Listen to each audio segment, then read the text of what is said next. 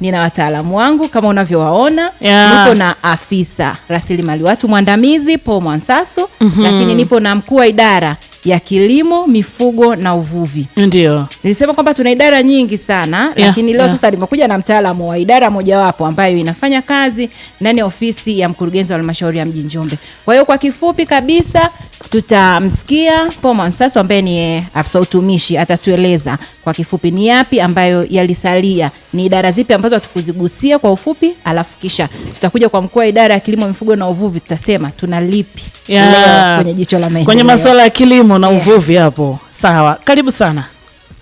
Asante ndugu mtangazaji. Wiki iliyopita, Jumatatu iliyopita,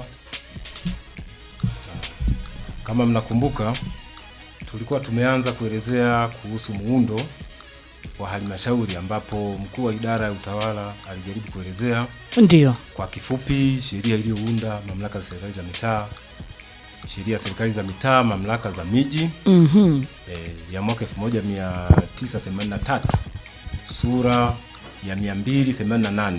Ndio.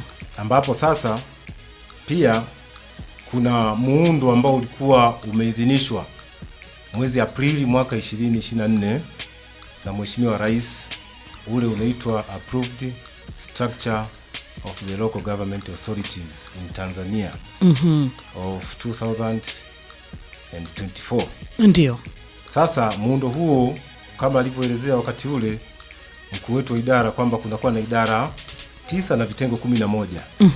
Sasa katika idara hizo tulielezea idara chache pamoja na kazi zao, ikiwepo idara ya utawala na usimamizi wa rasilimali watu, idara ya elimu msingi na awali, pamoja na idara ya elimu sekondari, pamoja na idara ya mipango na uratibu. Ndio. Sasa kwa leo tutaelezea kwa kifupi ili tusichukue muda mrefu, ili tuweze kupisha mtaalamu mwingine na tuachilie fursa kwa wataalamu wengine kuendelea kwa siku zijazo. Ndio. Tuna idara zipi ambazo zimebaki sasa? Idara ambazo zimebaki nitaelezea kwa kifupi, kwa kuzitaja na kutoa kazi kwa kifupi ili tusichukue muda mrefu. Tuna idara ya miundombinu. Ndio. Idara ambayo inafanya kazi ya kuhakikisha kwamba miundombinu katika halmashauri ikiwepo masuala mbalimbali ya ujenzi wa majengo mbalimbali pamoja na kutafsiri sera zinazohusiana na masuala ya miundombinu nayo ipo.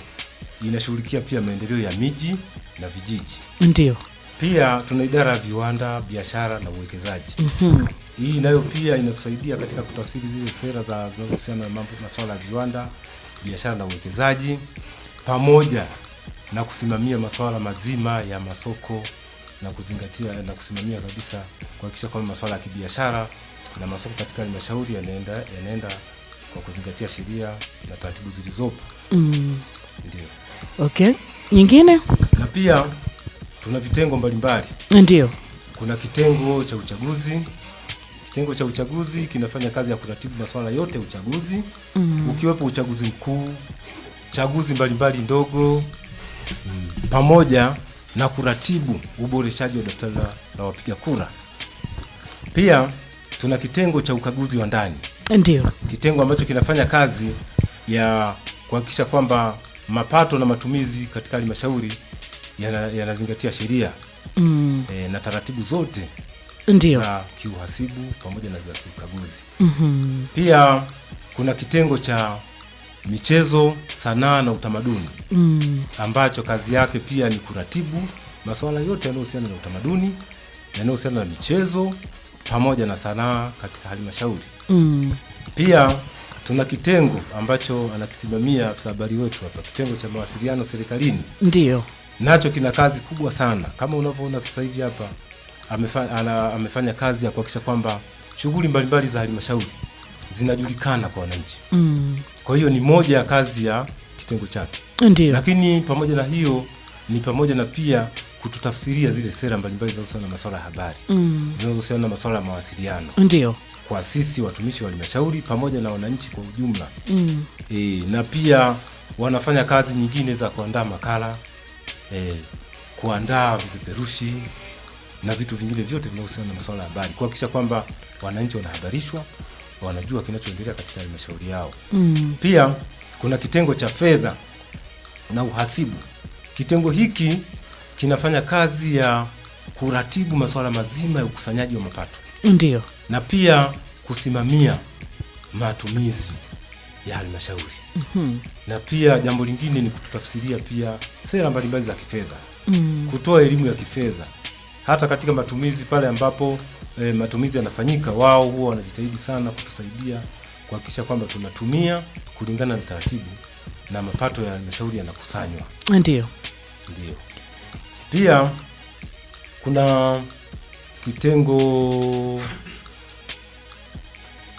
cha teknolojia ya habari na mawasiliano TEHAMA. Kitengo cha teknolojia ya habari na mawasiliano TEHAMA.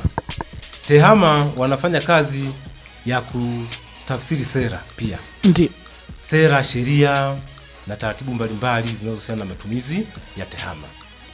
Pia wanasaidia katika kuhakikisha kwamba mifumo katika halmashauri inatumiwa ipasavyo. Na kusaidia changamoto zote zinazohusiana na masuala ya matumizi ya mifumo.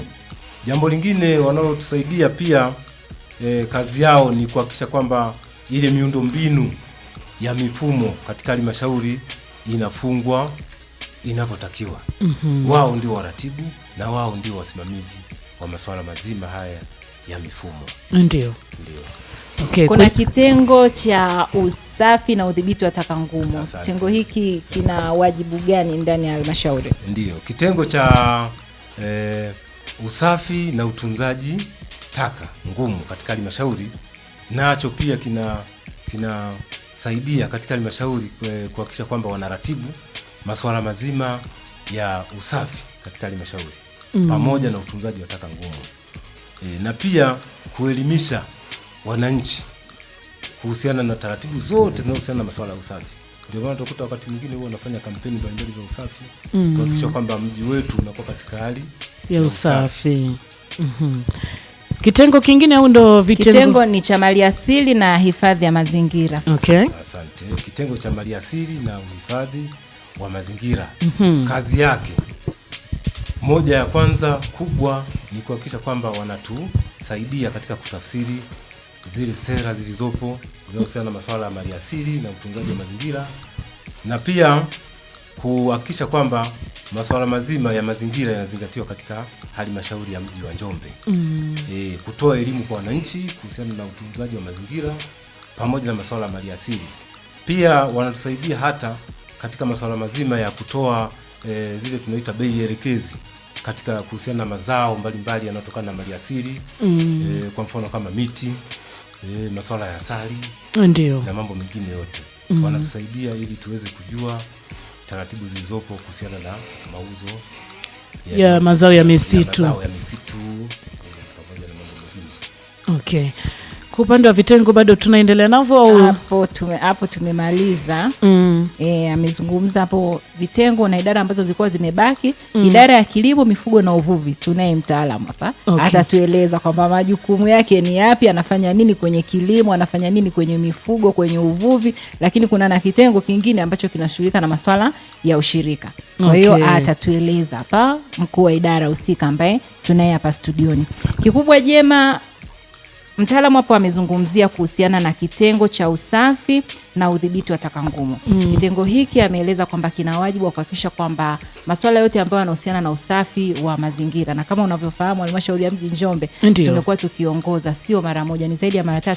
Tumekuwa tunashinda tuzo za kitaifa za usafi wa mazingira. Sasa kitengo hiki kimekuwa kikifanya kazi kubwa sana, kwanza kutoa elimu kuhusiana na usafi wa mazingira, lakini pia kuenda kwenye site au field wanakokaa wananchi kuhakikisha kwamba zile taka ambazo zinazalishwa zinachukuliwa na kupelekwa kwenye dampo ambalo ni la kudispose zile taka.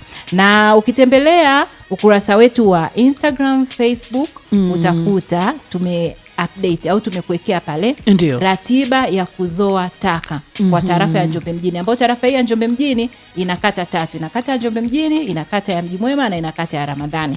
Kwa hiyo msikilizaji ambaye unatusikiliza hivi sasa, tembelea ukurasa wetu wa Instagram au wa Facebook, utakutana na ratiba ya kuzoa taka kwenye eneo lako. Uweze kuwatajia kwa haraka au kutokana na muda? Kwa haraka tukianzia na kata ya Njombe mjini. Ndiyo. Kata ya Njombe mjini siku ya Jumatatu ni mtaa wa Kuivaha National Housing. Okay. Kuanzia saa 2 asubuhi. Siku ya Jumanne kwa kata ya Njombe mjini ni mtaa wa Kuivaha, Kambarage, Kihesa, Mgendela na Idundilanga. Lakini siku ya